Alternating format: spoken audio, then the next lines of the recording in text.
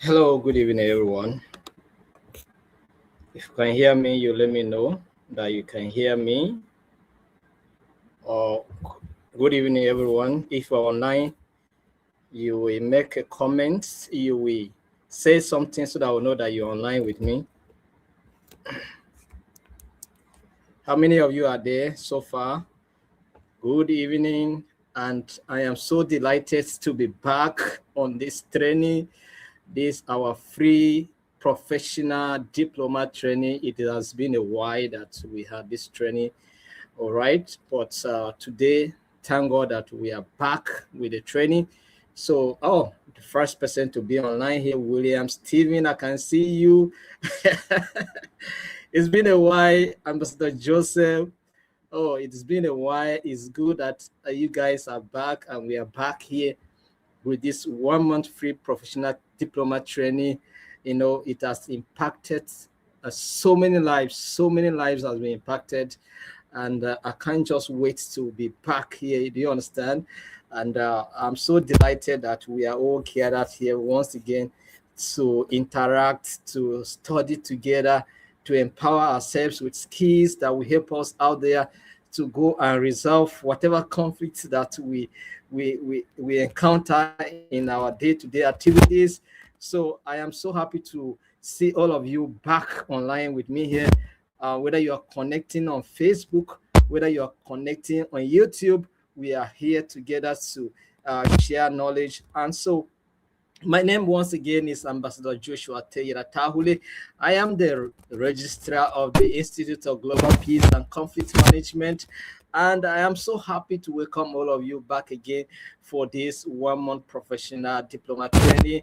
And like you know, this training is being organized and being presented by the Institute of Global Peace and Conflict Management.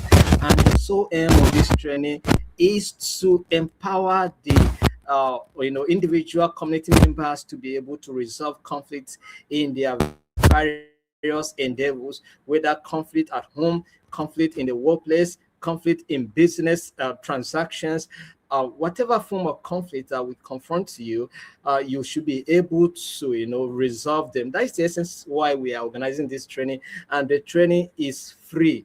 From training, certification, all is free. So as you are joining us here today, know that at the end of the day, you are not paying a dime to get your certificate.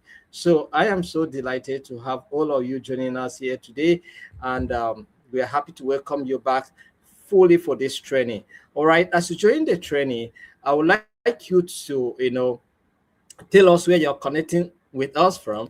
All right, I can see somebody, Katanga from Namibia. I can see Ambassador Mrs. Bassa Vivienne from River State, by Yesa. All right, states from Nigeria. I can see Utu Emmanuel joining from Cameroon, and I can see Francis Odusanya. Ambassador Francis, you're welcome. It's been a while to hear from you. All right, and then I can see Ambassador Joseph Bunda from Liberia. It's good to see you. And I can see Ambassador Tijani Ibrahim. It's good to see you. Benjamin Bulus. It's good to see you. And then I can see Obadiah Hope. All right, Hope, where are you joining us from? Port Harcourt, River State of Nigeria.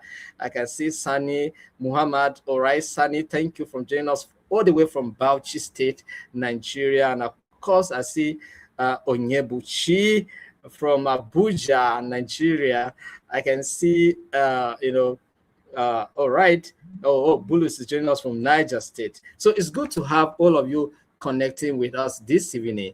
And I'm so delighted to welcome all of you on behalf of the Governing Council members and the management team of the Institute of Global Peace and Conflict Management. It's a good thing to see you once again. And we are here to, to restart, all right, to empower lives. You can imagine that this training, we were able to train about 3,000 people, all right. In a space of 1 year, we were able to train about 3,000 people. We issue them certificate for this training. So it's a good thing, all right. It's a good thing, and we are happy to, have you back here once again. Thank you very much, Haruna Obot from Akwa Ibom. Thank you. All right. So what are we doing today? Today we are going to look at peace and conflict management. Peace and conflict management is what we are looking at today. Peace is a very vital, element in our lives. All right. And of course, peace and conflict, according to my president, he said that they are twins. Where you see peace, conflict will find its ways there. And where you see conflict, peace will find its ways there. That's why they are always together, peace and conflict. All right. But however, one comes to manage the other. That is, peace comes to manage conflict, and why conflict comes to destroy peace. Do you understand? So we need to examine them to see what we are going to look into today. All right. So let's look at it. All right. Thank God this time around we're doing some slides presentation so that you can see what I'm presenting to you. You can read it from your end, and you can also comment and ask questions in comment section. You can also paraphrase what you understand in the comment section. Just they also do way to share the live to at least 5 groups that you belong, and also put it on your timeline for many people to see the training and participate. Do you understand? Thank you. All right, so we're going to look at Unit 1, Understanding Peace. Unit 1, we are looking at what peace is all about. All right, we are going to understand what peace is all about, but because sometimes when we talk about peace, people are wondering what we are talking about. People think is when you have money, so much money, you have peace. All right. Yes, money can help facilitate peace. That's right. But money is not all. Money is not peace. Do you understand? That's why some people have money, but they don't have peace. So we are here to understand what peace is all about. All right. All right. All right. Okay. Learning objectives. By the end of this unit, learners should be able to explain the concept and dimensions of peace. All right, learners should be able to distinguish clearly between negative peace and positive peace. This is the two concepts we are going to emphasize in this training.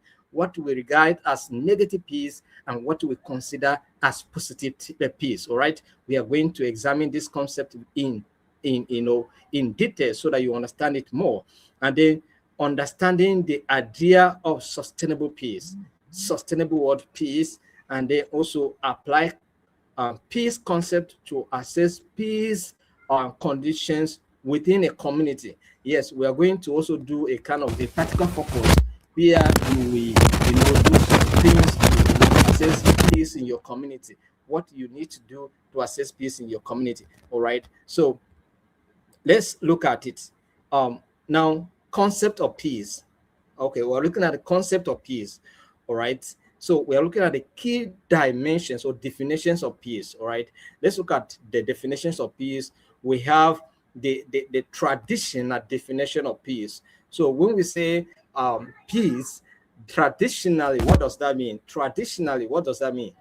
Peace is defined as the absence of war or direct violence. All right.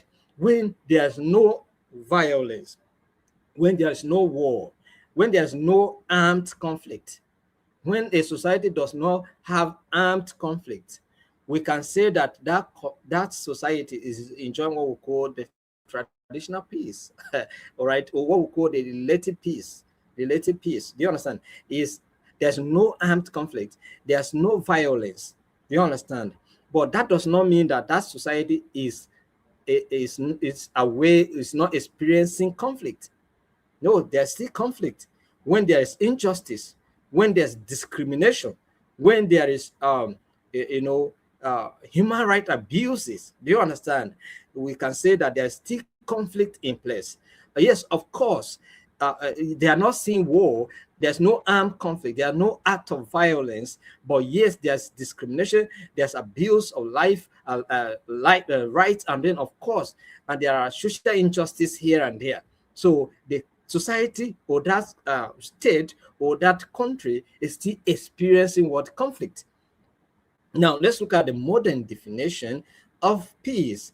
Peace is defined as a condition of social justice, equity, respect for human rights, and effective conflict management.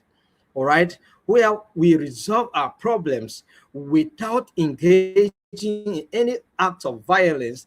We consider that society to be enjoying what is called peace. All right, all right. When we see social justice, when we see equity, when we see respect for human rights, and when we see effective handling of or conflicting situation, we can say that that society is enjoying what? Peace. And this is what we call positive peace.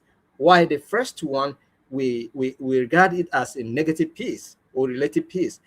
And this second one, we consider it to be, positive peace. Do you understand? But let's look at what the United Nations says to be peace. According to the UN perspective, what is peace? Peace includes political inclusion.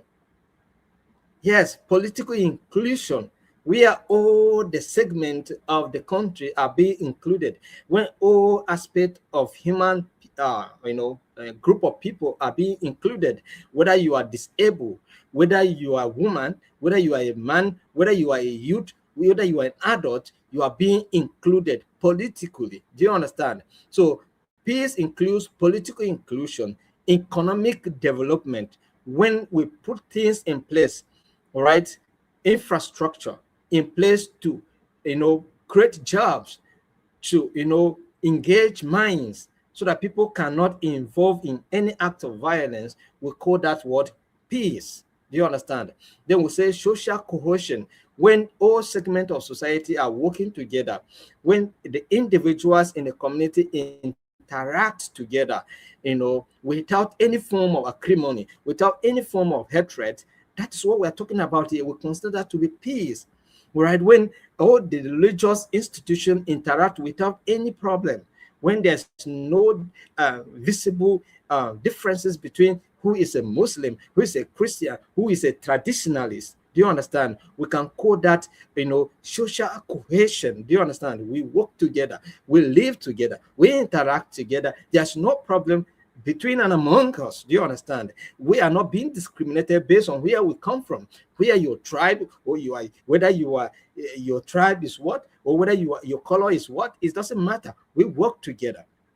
Whether you are black, whether you are white, whether you are yellow, we are all human beings, and we are being carried along and being included. Do you understand? In the affairs of the state. And then, of course, the protection of human dignity.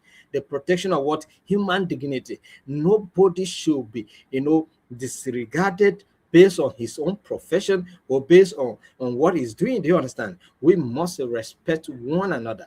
We must honor one another. And we must, have respect for each other.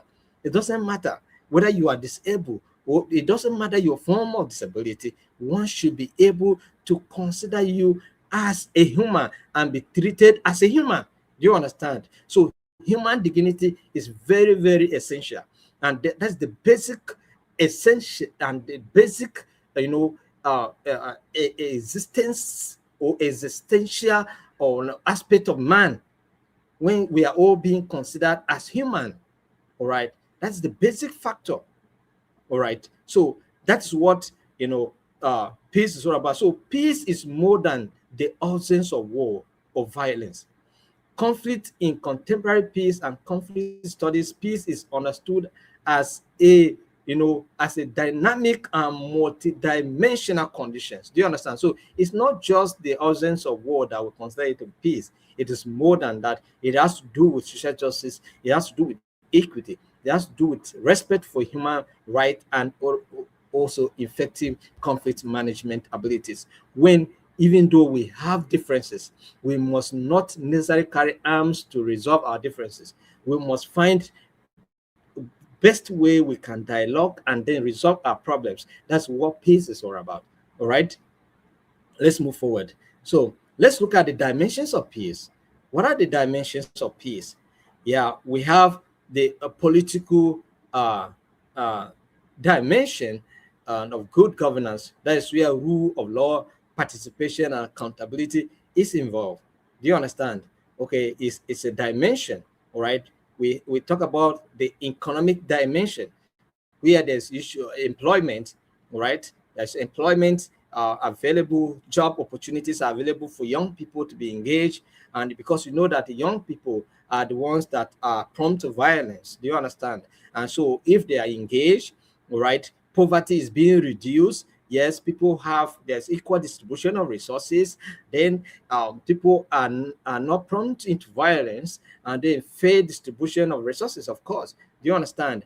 We share our resources we have, whether they're mineral resources, whether they're financial resources, we share them equitably. Do you understand? And so it will reduce conflict. Then social dimension, that is social cohesion. We talk about inclusion, we talk about equality, we talk about respect for diversity. Diversity in most society, in most African societies, we experience diversity, right? Where we have different tribes living in the same state.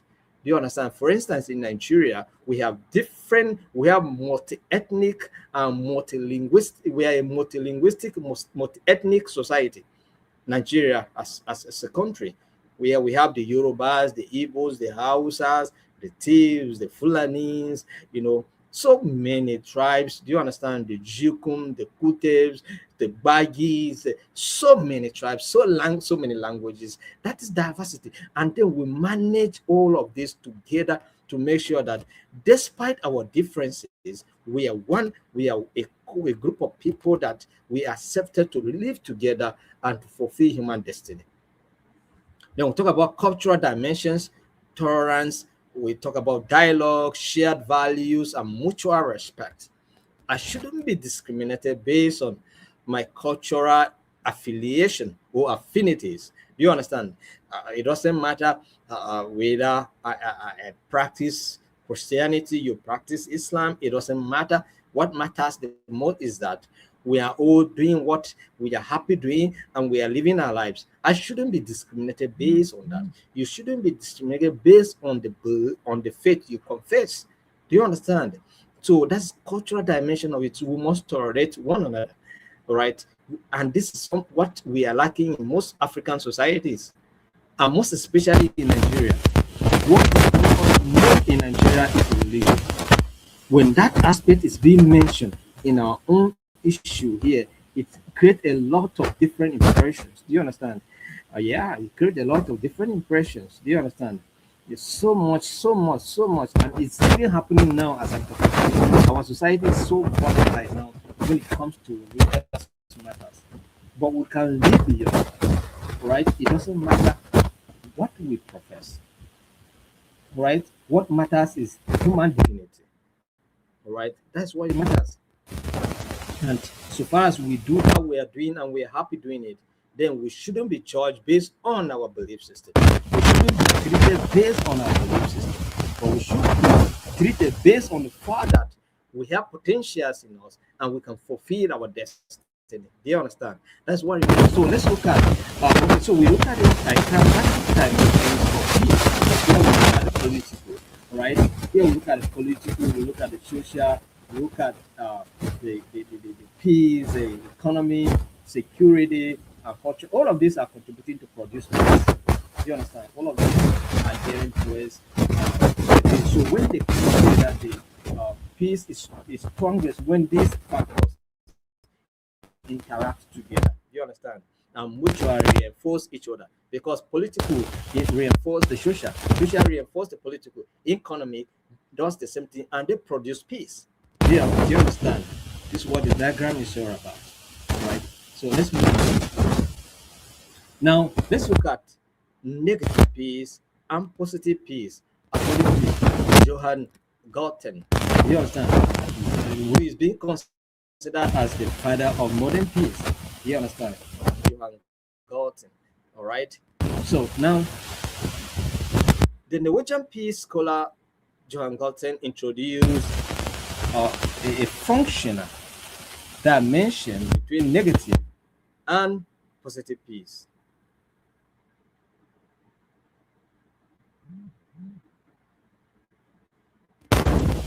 Yeah, what I'm saying.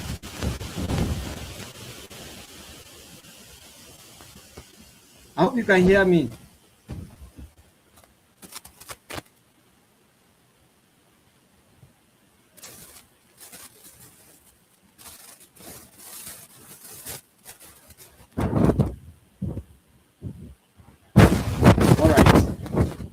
Since you can hear me, let's proceed. Let's proceed. Right.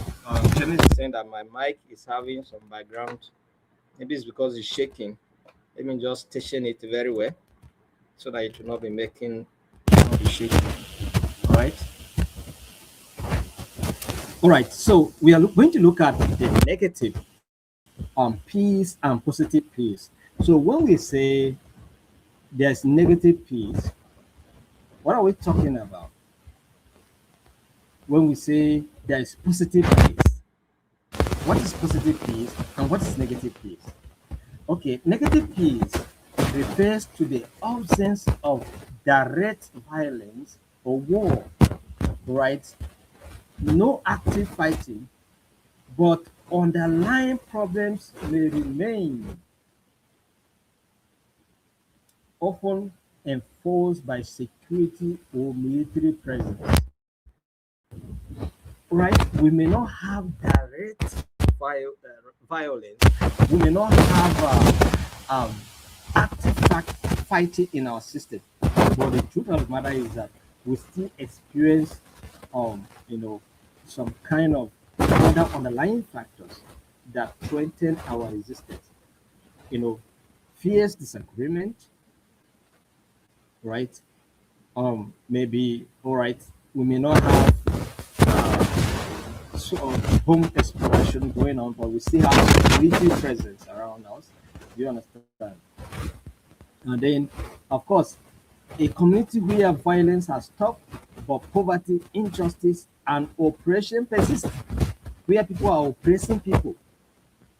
All right, where um, you know, maybe you see your landlord oppress you, your landlord oppressing you, giving you unnecessary increment, talking to you anyhow. That's oppression. Do you understand? And it affects it's conflict. It's conflict. It affects the peaceful coexistence of the particular society. Do you understand? Then also political oppression. Do you understand? Where people's are subjected or are suppressed by other political higher authority. Do you understand? Where people are being shortchanged. Do you understand? Where people are being marginalized, where people are being discriminated against. These things are still visible in your system. Then you may not have active fighting, you may not have armed conflict ongoing, but if these things are still visible in your system, what that means is that you are experiencing negative peace. That's what we're talking about here. What that means is that you are experiencing what? Negative peace. You are experiencing negative peace. All right, that's what that means. All right, so let's look at what positive peace is all about. Positive peace.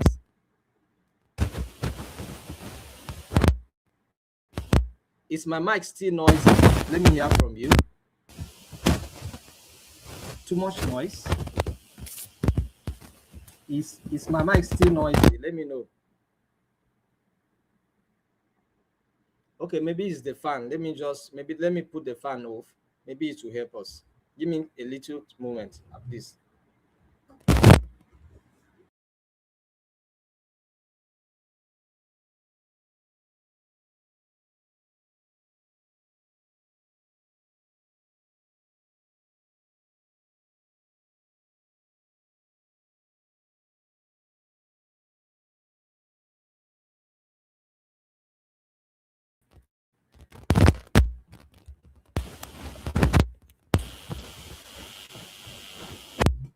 All right.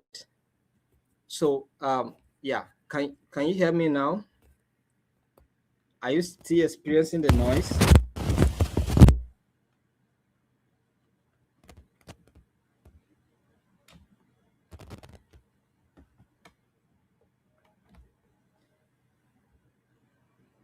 The noise still happening? It's better now. I can see. Okay. It's okay. Okay, that's fine. It's better now. That's fine. Somebody say it's better now. Slightly better. That's good. All right, that's fine. All right. All right. So let's look at what we call positive peace. So what is positive peace? When we talk about positive peace, what do we mean? It refers to the presence of social justice, a harmonious relationship, all right, addresses root causes of conflict, includes equality, opportunity, and strong institutions. Do you understand? That's what positive peace is all about. Positive peace refers to the presence of social justice and harmonious relationships. When there is social justice system, when people live and interact in harmony, do you understand? Respect for one another. And then when there is a problem, you go down to the root of the problem to address it right from the problem, from the root. When equality is being advanced, when opportunities are available for everybody, when strong institutions are in place to make sure that if wrongs are being corrected, then we enjoy peace. When the prison institutions are very strong, when the judiciary institutions are very strong, when the governance system is very strong, when the political, the democratic institutions are very strong. For instance, the electoral system is very strong. Do you understand? Then is going to promote peace. That is why in Nigeria yesterday, the Senate, they say that they did not reject electronic transmission of results, real-time transmission of the result, but what they did is still create a what we call a lacuna, a vacuum in the system. It's something that they can still, manipulate, something that they can still make use of it to manipulate the system. Do you understand? So it means that the electoral system is still not strong because it has some lacunas, and those lacunas can be exploited by political participants. Do you understand? That is why it is. So where you say that where there is network, election can be transmitted electronically, and where there is no network, then it can be done manually. So it means that there is a room for manipulation. That's what that means. So electoral institution is not strong by that, and it can create violence. Do you understand? It can create conflicts. It can distort the system. That's why our political institution or political elections are being characterized with pre-electoral violence, post-electoral violence. During election, we still have violence. Do you understand? And that's why we can say that our democratic institution in Nigeria, for instance, they are not strong. You see what happened in Uganda of recent, where the political system was weaponized. Do you understand? And then the judicial, the opposition, you cannot do anything. How can a democracy happen without opposition? How can the opposition be suppressed to that extent? It happens in Tanzania, it happens in Uganda, it happens even in Nigeria here. Do you understand? So how can we have such kind of political system and then expect peace? Do you understand? If not because the people exercise caution, all right? Otherwise, maybe by now we would have said that there is crisis in Uganda, so much armed crisis, fierce protest. We would have been experiencing the same in Tanzania, if not because the people just exercise caution. Do you understand? Otherwise, it would have become another thing. But how far should we continue like this when we have weak institutions that create opportunity for violence? No, it shouldn't be so. So we are saying that positive peace have produced where you see strong institution, all right, strong institution that can guarantee peace, where we have no doubt about it, where everybody can go to vote without worrying about anything. Do you understand? This is what we're talking about here.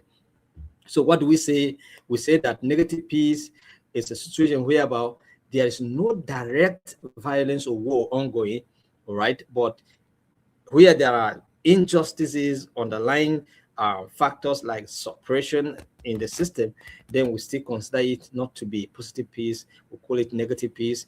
But in a situation whereby we have institutions on ground where are strong, there's harmonious relationships, there are issues being addressed right from the root, we call that negative positive peace.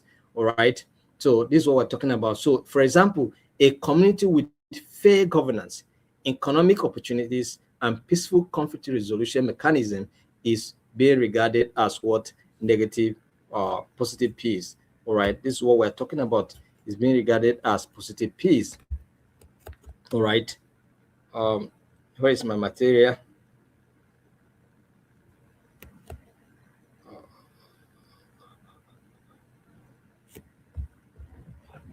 Is being regarded as positive peace.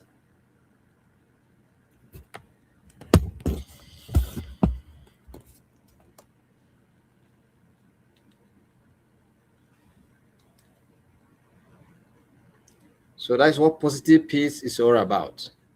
All right.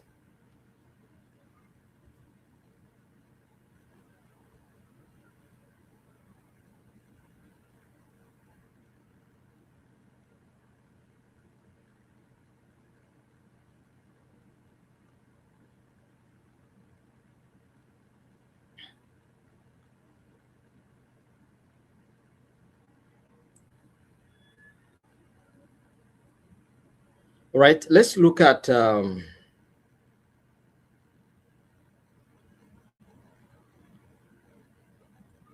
so let's do a small comparison of negative peace and positive peace. All right, a small comparison of negative peace and positive peace. All right. um no war or violence. All right. Negative peace means no war, no direct violence. And then positive peace, we say there's social justice, all right, in place. And then ceasefire. In negative peace, you see something like ceasefire.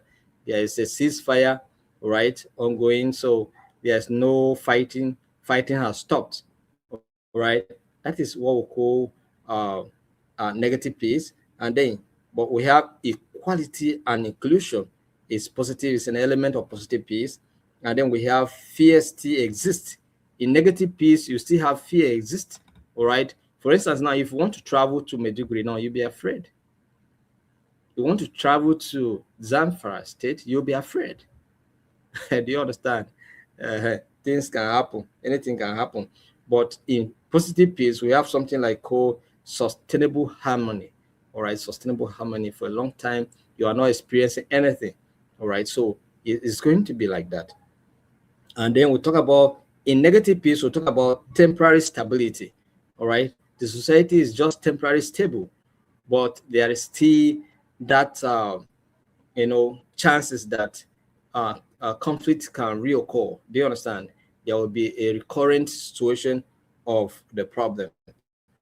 And then we'll talk about trust and cooperation where there's positive peace. Trust and what? Cooperation. You see people believe in one another, trust each other, and they cooperate to carry out some things.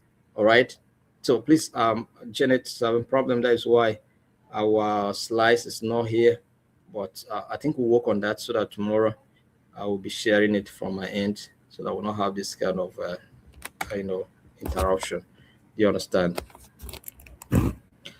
All right. Let's go ahead.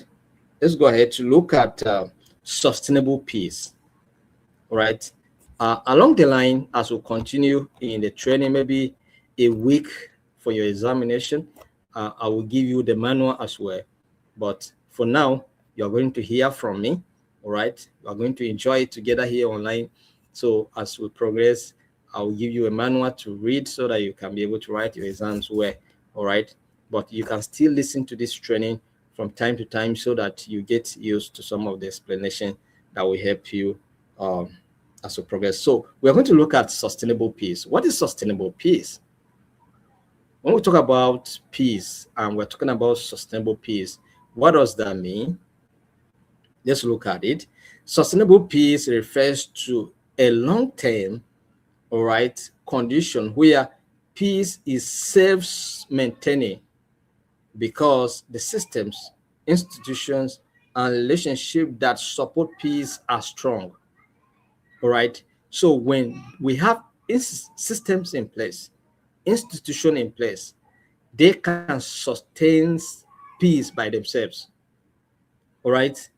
That is, I shouldn't be worried. The opposition party should not be worried about the electoral umpire. Do you understand?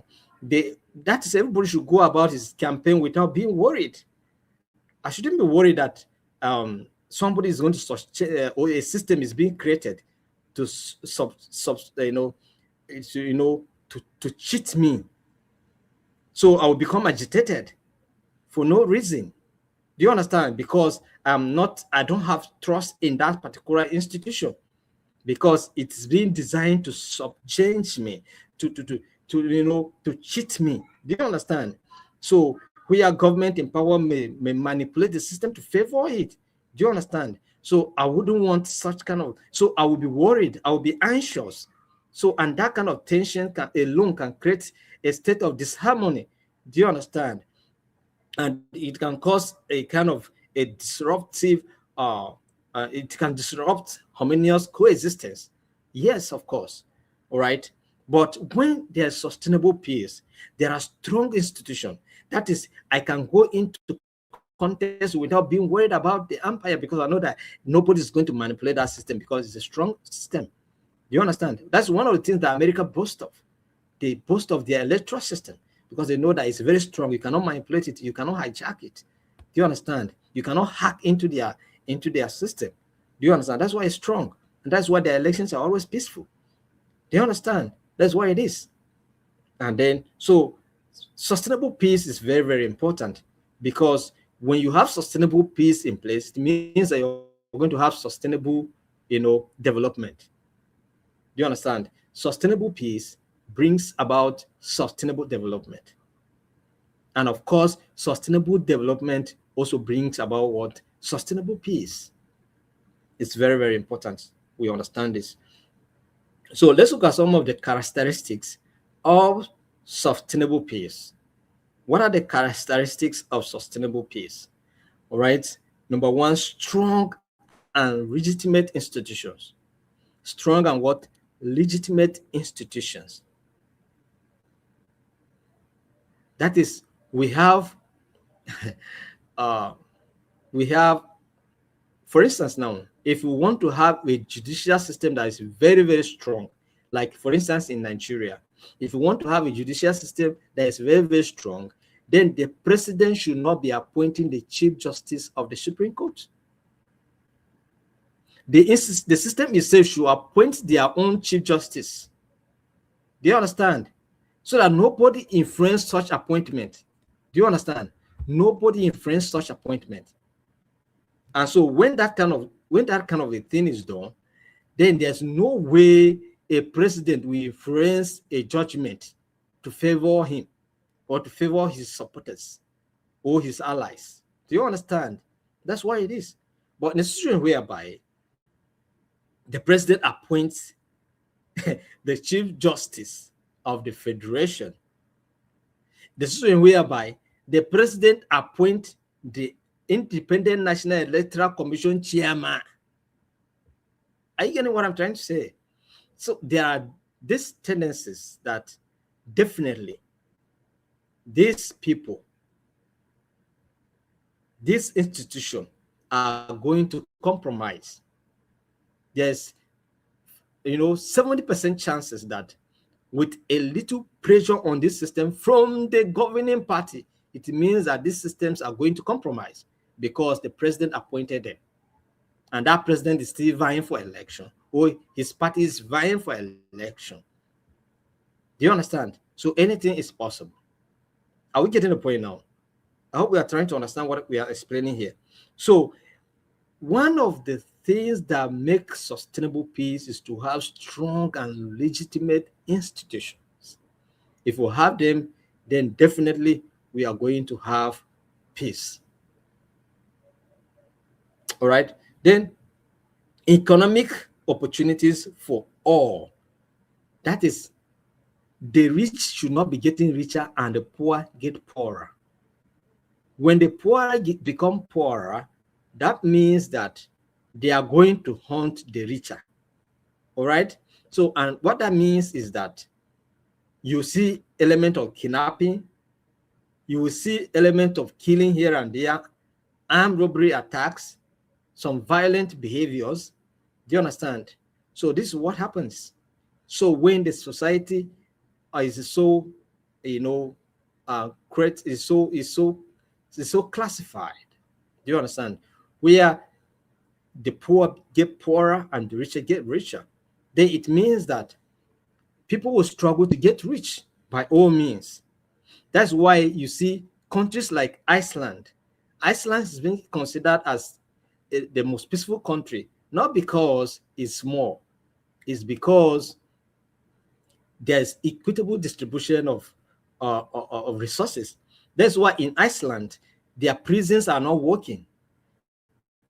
Their judicial system is as good as nothing is happening because there are no cases to take to court. Do you understand? So their judges are not working. That's what it means. Their prisons are empty because there are no crimes. People are satisfied with what they have because there's equitable distribution of resources. That's why it is. It's not because it's a small country. No, it's because the system is functioning well. Do you understand? That's why Iceland is being considered as the most peaceful country in the world. We talk about countries like Switzerland. They are also peaceful countries. Do you understand? That's what we're talking about. Because there are economic opportunities for everybody. Whatever you do, you make a living out of it. Do you understand? So that's it. So respect for human rights. They consider everybody as a human being. That is, you have a destiny to fulfill. I am aware that you have a destiny to fulfill, another person also have a destiny to fulfill, and they all work to fulfill that destiny. And the system is supporting all of them to fulfill that destiny. Do you understand? So why won't they enjoy peace? They must enjoy peace. They must enjoy peace. That's what it means. Then inclusive what? Political processes. Inclusive what? Political processes. All right. Yes, women are being included, young people are being included in the system. The disadvantaged are also being included. All segments of society are being included. So definitely you are going to experience peace. All right, sustainable peace. So capacity to manage conflict non-violently. Right? So you possess a capacity to also manage conflict non-violently. Do you understand? That's what it is. You possess the capacity to manage conflict non-violently. Do you understand? That's what it is. So now let's look at the practical focus. All right, practical focus on what we consider as assessing peace conditions in a community. All right, so maybe you can do this, you can practice it on your own. You can try to follow the steps that we're talking about here to assess the peace in your community, where you live, in the estate where you live, in the community where you live, your immediate community. All right, where you live. Carry out an assessment. I'm not talking about the whole local government. I'm not talking about the whole council ward. I'm talking about your own, community, that little one, whether it can be a clan. Do you understand? Just try to use this to carry out an assessment of peace in your community and see if you have peace in your community. You'll be able to understand. So now, to assess peace in the community, the following questions can be asked. So ask this question and answer them yourself. All right. Look at your community, your immediate community, and ask this question yourself. If you can be able to answer all of them, then your community is enjoying peace or not. Do you understand? You'll be able to understand whether your community is enjoying peace or not.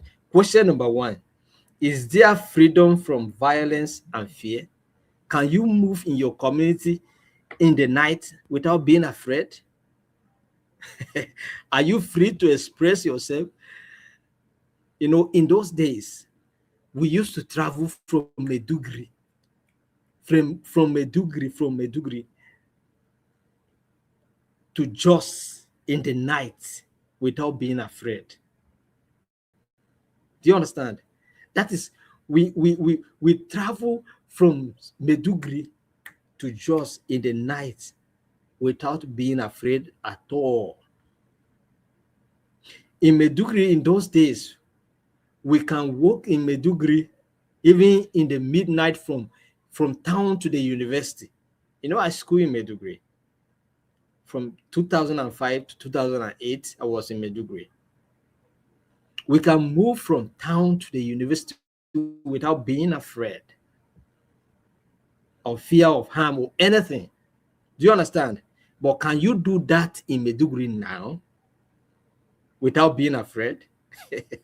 So ask the question yourself and answer it. If you know that you can walk in Maiduguri night without being afraid, then we can say that there is peace. So, all right, then their basic needs such as food, health, and education met. Our basic needs such as food, health, and education met.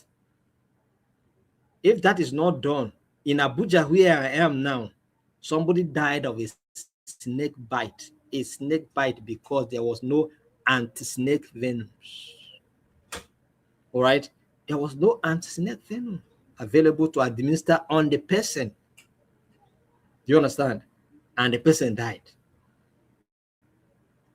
Then it was then that the Senate now started saying that, oh, hospitals should make sure that there are anti-snake venoms available, or Ministry of Health should make sure that those things are made available. And do you understand?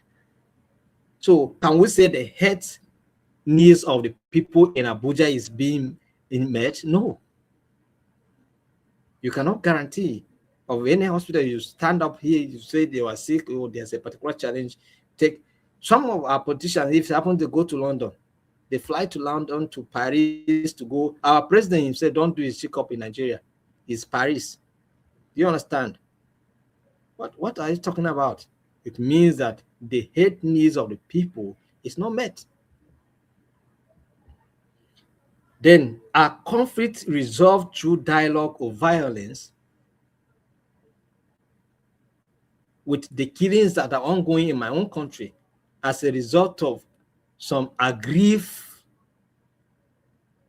persons or some kind of misunderstanding, instead of sitting at a round table, discuss and resolve the problem, we are fighting, we are killing. So can we say we have peace? No. But if we come together and sit and look at our problems and discuss it, can we say Nigeria has peace when you say a particular region cannot govern, where we say a particular region should not even participate in a voting system? It doesn't make sense. We don't have peace. You understand? We don't have sustainable peace. We don't have. I'm using Nigeria as a whole, but you can use it in your community. Are you resolving peace in your community through dialogue? There's something happen in your community. Do you come together to resolve it, or you fight before you come to talk?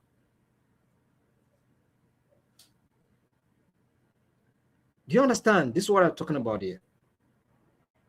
Is governance inclusive and trusted? Is governance in your own community now inclusive and trusted? Now, governance is different from politicking. Let's get it right. Governance is different from what? Politicking. After politicking is governance. And when it comes to governance, then your political party does not matter. Even if you were in opposition. But now we are not talking about opposition. We are talking about governance. You were able to defeat me, Now you are governing me. You have to provide the facilities you promised that you are going to provide for me. You have to give me the opportunities you say you are going to give me. Do you understand? If we win the election. But today, we cannot say that if you were not you're a member of a particular party, you are not qualified to be appointed. And even if you are appointed for a political strategy. You are not being appointed on merit. You are being appointed because there's a political strategy and calculation for the future. That's why you are being considered if you are from another political party. You are just being planted for disruption against tomorrow, not for a favor, not for because you have the merit and the qualification to be considered. I get a point now. That's what we're talking about here. So, but there should, if there is governance, good governance, in governance inclusive, and trust, can you categorically say that you trust your own your leaders that are currently leading you now? Can you vehemently say that you trust them?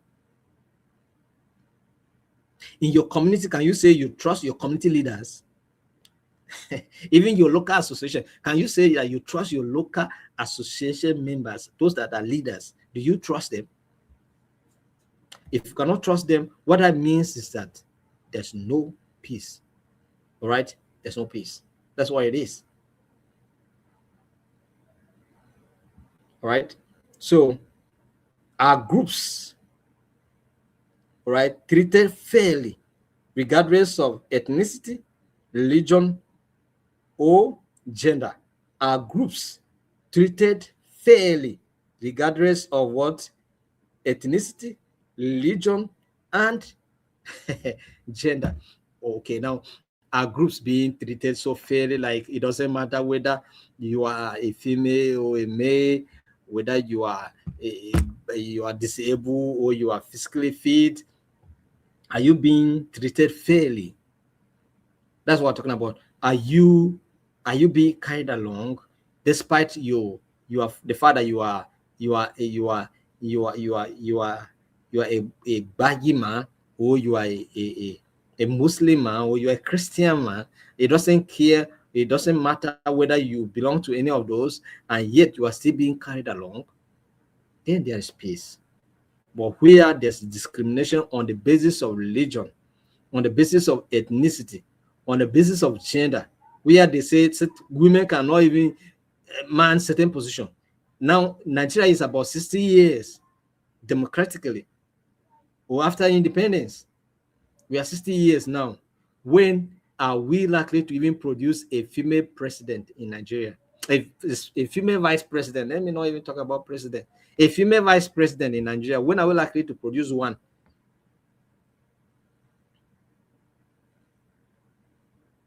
Do you understand? So this is the issue. So it feels like, okay, it's only men that can govern us in Nigeria here. Why should it be so? Why should it be so? It shouldn't be so. Do you understand? That's what I mean. It shouldn't be so. So, in other places, in like Switzerland, their prime minister is a woman. Is she not doing well? Women are doing well everywhere. Do you understand? That's what that means. All right. So, what are the key takeaways here? We have some key takeaways here as a form of summary in this training for this module 1, unit 1 that we are doing today. All right, we have some key takeaways, and those key takeaways, we say that as a form of summary of what we have said so far, we say that peace is more than the absence of war. All right, it includes justice, development, and inclusion. All right, social inclusion. That's what peace is all about. Peace has political, economic, social, security, and cultural dimensions. All right, peace has what? Political, economic, social, and security cultural dimensions, because they reinforce each other and produce what? Peace. Then we say that negative peace means absence of violence, all right, while positive peace means presence of justice. When negative peace is being talked about is the absence of violence, but when positive peace is being talked about, we're talking about the presence of what? Social justice. Do you understand? That's what we're talking about here. Then sustainable peace focuses on long-term systems that prevent conflict. When we have systems in place that are being designed intentionally to make sure that there are no uh, uh, loopholes where people can manipulate that system, then we can say that that system is being designed to prevent conflict in the future, where there are no loopholes, right? But where there are lacunas in the system, it means that there are still chances that it can be manipulated and it can cause conflict. Do you understand? All right. So assessing peace requires examining both visible stability and underlying conditions. Once you ask this question and you consider this, is going to go a long way to help to understand whether you are enjoying peace or not. So how was the training?